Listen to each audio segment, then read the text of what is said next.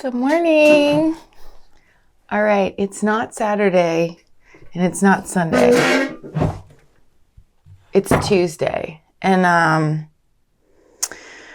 yeah, I'm just like kind of, oh my gosh, I can't believe I still have so much left to do. So I just got up really early. I'm actually using the time change as to my advantage. So like normally it would be 6 o'clock right now, but since the time change gave me an extra hour, it's 5 a.m. But now it's like already 5:30 because it took me so long to like get up, get dressed, get all the cameras with new batteries and format the SD cards. And but now we're ready to light the fuse. So what I'm gonna do today, I've been like dreaming about this all night. So we're gonna work on this part of the clamp. And so it's these little components, like these guys, beep boop. And so what it looks like is this goes around this. Here, where's the other one? Oh, here it is. You know, this will be here, and this will be here, and then also this is in here. Maybe I shouldn't be laying this out like on a wobbly piece of paper. Yeah, there we go. Is it starting to look like a clamp yet? Basically, the distance between these two, there's a little tiny thing that I cut out that looks like this, which I think is supposed to go in between. But it's like, I just gotta make one from scratch. Like whatever. This isn't probably gonna be used for anything, which is fine. For this piece, what I gotta do is so this is actually, you know, the two that are glued together still with super glue. And so I'm gonna drill through in two places, and then I'll break them apart. And then I have to put the thickness of 3, you know, because if you look at the pattern, there's a space in between here that's thick enough for this thing. So I have to like make 3 sandwiched in there, and probably with 2 rivets. I was like dreaming about this last night, or maybe in the early morning, who knows.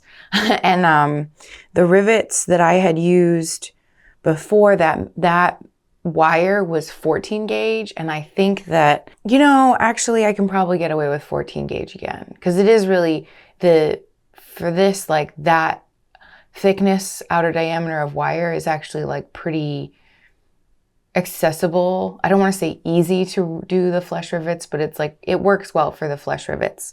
But if I can get that done today in my studio before I go in to work my day job, that'll be a good morning. So, yeah, I hadn't really thought this through. So like, I don't know if like the batteries were all properly charged or everything like that.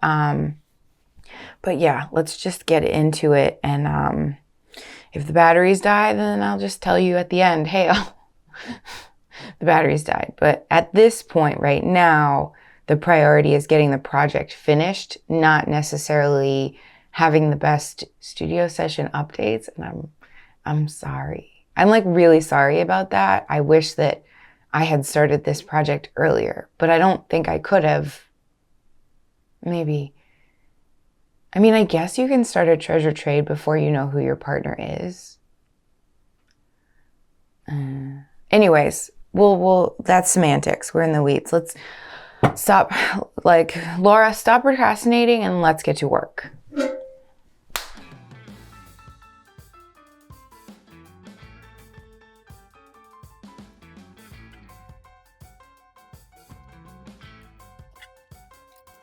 Oh, I'm supposed to be recording a voiceover right now. Oh, geez. I just got so caught up in this, in my intro, and oh my goodness. So yeah, once again, as I'm this project is completely done, but as I'm rewatching these little studio session updates that I filmed, I am totally overwhelmed with the amount of work that I did for these things. I mean, this is pretty much everything that I do in the studio. This studio session today is almost like extra work that could have been avoided if I had just had sheet that was 3 millimeters thick, or, you know, it corresponds with the outer diameter of that tube that I'm going to be threading for the like adjustable portion. Oh my goodness. So yeah, moving over to our good old friend, the drill press, to immediately drill the holes in those arms. And I'm going to just drill through both of them. Both of the arms that are super glued together, I'll do 2 holes in both of them. And so then that way, when they get riveted together, if I can keep them coordinated and I know which one goes with which, then everything should line up. Like the bigger holes that the handmade nuts and bolts are going to go into later, they'll line up in theory. And so I'm just getting some nickel scrap cutoffs, and I'm going to cut a bunch of rectangles. And those rectangles are going to be the inside of this little metal sandwich, the meat of it, meat and cheese, and lettuce and tomato and onion, depending on how you like it. Yeah, and I just am making the most of my scrap, but I am like using my machinist square to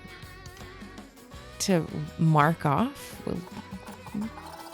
It's very interesting to me sometimes looking back at like how I choose to do things. So yeah, I'm trying to get 3 rectangles out of that one section right there. And so I'm using the dividers just to make sure that I'm not going to get cut short. I mean, I've got plenty of nickel sheet, but sometimes when you're trying to conserve material, you end up like still barely squeaking by. It's just funny. Yeah, so then I use that retractable Sharpie. Gosh, guys, if you haven't transitioned over to retractable Sharpies, let me tell you, they are a game changer. I don't use only retractable Sharpies, but retractable Sharpies are really friggin' great. And so yeah, I just have, because these are all going to be riveted together, I'm just kind of like rough cleaning up what I'm doing. I should do more of that angle. See where that iPhone angle is? That's a good angle. My hat doesn't get in the way. It's good.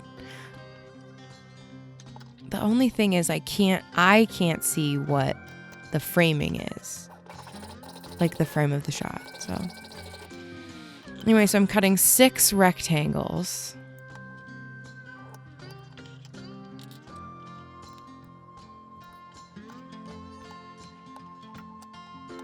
That are relatively, I mean, I can't say that they're square, but they don't have any weird, like, extremities on them. Let's say rough rectangles. Let's say that. 6 rough rectangles.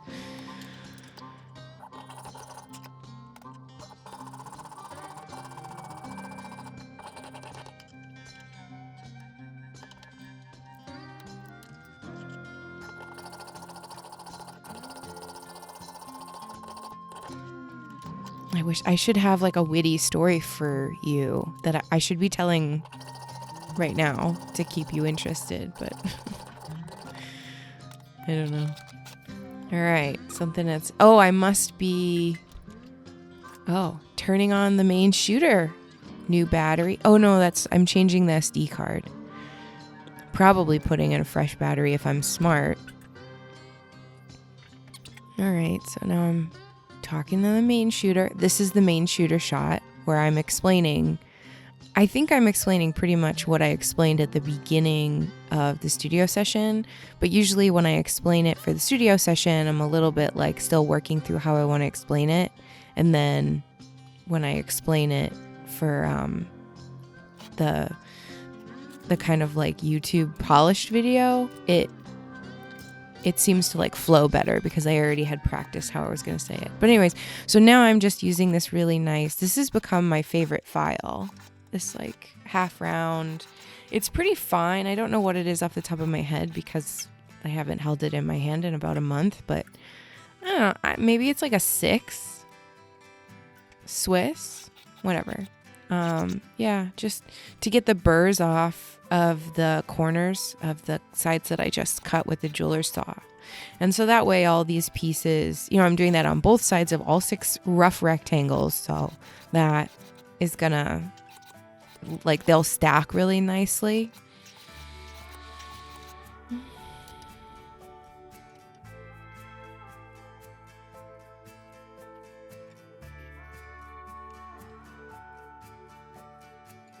There, see, look at that stack. So nice. Okay, so this is the 2 arms, and I've got an engraver's graver.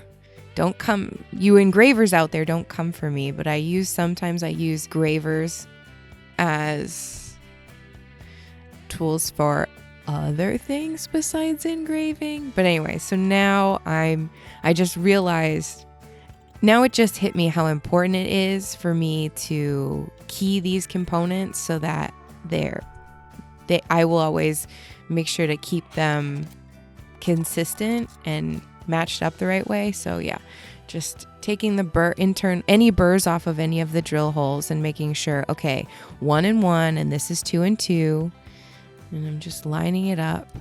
And I think that, I'm not sure, but I think that this might be when I realize, oh my gosh, all of this internal sandwich, at least one of the faces, I'm not going to be able to access once I completely rivet these all together. And so I can't just go ahead and rivet everything together. I have to rivet the 3 rough rectangles together first and then true up one side so that all 3 of them are already like at the final finish pretty much. And then, I think I explained this later too, but so that's what I'm doing right now. I'm not going to rivet all of them together. I'm just going to rivet the 3 rough rectangles together. So I'm doing this almost like every half an hour. I feel like I'm transitioning over to the drill press set and setting up all of the shot angles for the drill press set, and got my drill in there. And for time and also just for like doing exactly what was necessary, I decided, okay, I'm only going to drill 1 hole in every single rough rectangle, and they're relatively lined up because I do want to make sure I don't imagine how dumb it would be if I drilled all the holes blindly and then I didn't have enough material. That would be in line. Like I didn't have enough material in line. Oh my gosh, I'd be so sad. So yeah, I'm just drilling 1 hole and then putting it on top of the second sheet and then tracing through the hole with my little bitty retractable Sharpie and then center punching that hole. And then I'm doing it for both sides. And then I'm going to drill that hole in both of them. And then deburr both of the sides of both of the holes. And then get my little... Oh, I must have done them all already. All 6 holes have been drilled. That's fantastic. Guess what? Coming back over to the bench pin. And getting all those cameras booted back up again.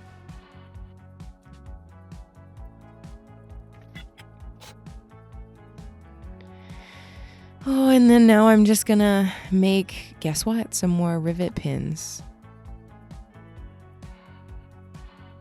Got my designated dulling file That's because I'm okay with it dulling, and it is dulling because I'm filing against that metal miter jig. So I only do that with one file. And so now I'm just marking off with my dividers where it's got to get cut, and then I'm going to cut it off. And then I think I probably put it in the pin vise. I'm getting ahead of myself, but I don't know what I'm looking at right now. But now I'm going to cut the second one. So I flush off the one end that was just rough cut, put it in the pin vise, get the burr off of the edges of the flushed section, mark how long it's going to be, put that in the miter jig, and cut it off. Take it out. Moving in closer. That's a Nikon camera. I know it's cut off in the shot, but it's my Trusty Dusty. That's that camera's name is Trusty Dusty. All right, close up on the bench pin. All right, we're gonna be riveting.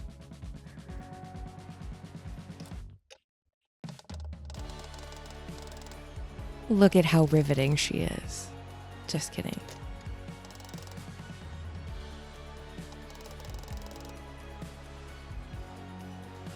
Yeah, just using a little goldsmith hammer. I didn't break out the big boy for this. I may have, because these were not flush rivets, I may have not felt like I wanted to. I just temporarily riveted these 3 layers together. Now these 3 layers are going to be eventually, in the long run, riveted in between, in between these 2 parts. They're going to be riveted all together, all 5 of them. But once they're riveted together, it's going to be more difficult for me to like true up this edge so that it's completely flush. And so I've riveted just a dummy rivet in here that I'm going to cut out afterwards. And to make sure that it doesn't swivel on me or anything, I'm going to also super glue the edges together.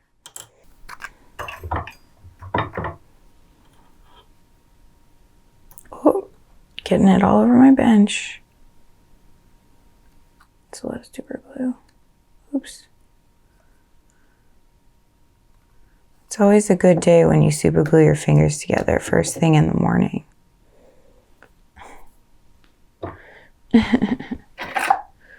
It's stuck. It's stuck on my finger. Oh dear. All right, I'm gonna hold this one with tweezers this time. All right. I mean, this isn't that bad. Like one time I accidentally super glued my mouth together.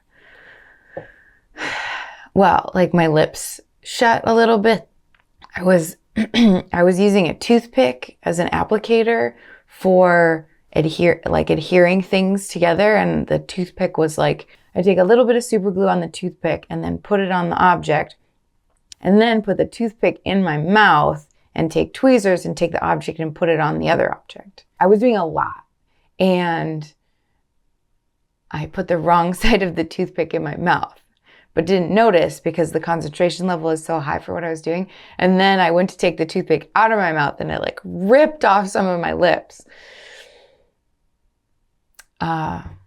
So that's that story for you. I did one time hear of somebody who was using super glue, and the fumes, he said, could actually like adhere things as well. And so he was super gluing, and the fumes super glued his eyelashes together. I mean, I wasn't there for that one, but it's a good story. I mean, he started off with like, this one time I super glued my eyes shut. I just like properly super glued my fingers really a lot. Which is fine, but I kind of feel like maybe I deserve some coffee. So I don't know if I'm going to come back down here. I don't know. This might be the end for me for today. If I do come back down here, I'll let you know what I get accomplished. But thanks for keeping me company in the studio this morning and giving me the encouragement to let me know like I am doing what I'm doing is good and is relevant and is worthwhile. And it just keeps me encouraged and engaged and motivated. So thank you. I might go use some acetone to take the super glue off of my fingers. And I'm going to make some coffee. But I love you. And I'll see you tomorrow morning. Okay, bye. Oh yeah. Mwah! All right, I made it back down here.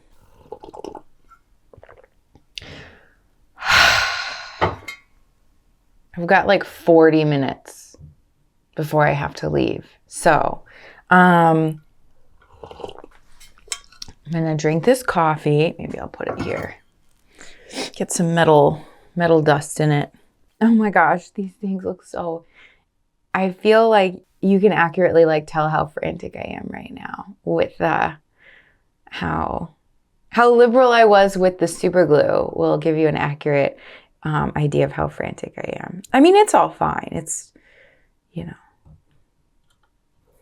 So this is what it looks like, you know, before. And now I'm going to flush them out.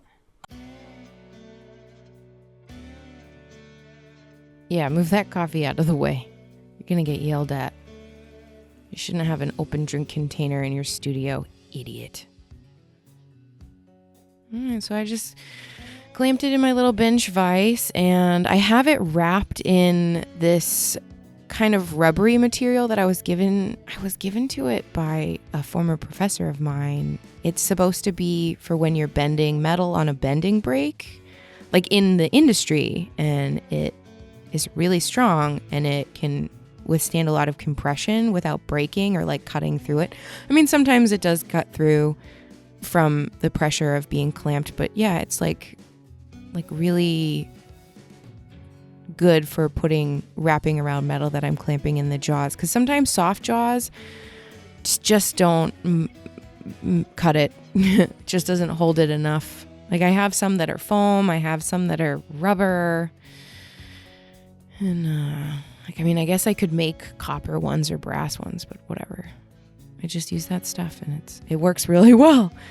Okay, so I've filed them. Those, each stack of rough rectangles that's got a dummy rivet in it is now have one face, one flat face. And then I'm just finishing it, by rubbing it on the sandpaper. I was using an emery board. Sometimes I'll pull out like a nail emery board sometimes, but I don't think that was actually giving me the finish I wanted. So yeah, this sandpaper is doing a really good job getting the file marks out. And this face is going to actually end up being really short because it's just what's inside of those actuating arms. But oh, look at how nice. Now I really do have to go to work, but it really is coming together. All right, let's get gone. All right, knowing that you were still down here waiting for me to come back, I was like, I got 40 minutes. I can do it. So thank you. And I'll see you tomorrow morning. Okay, I love you. Bye. Mwah. Thank you to the Ironclad crew on Patreon for sponsoring this video.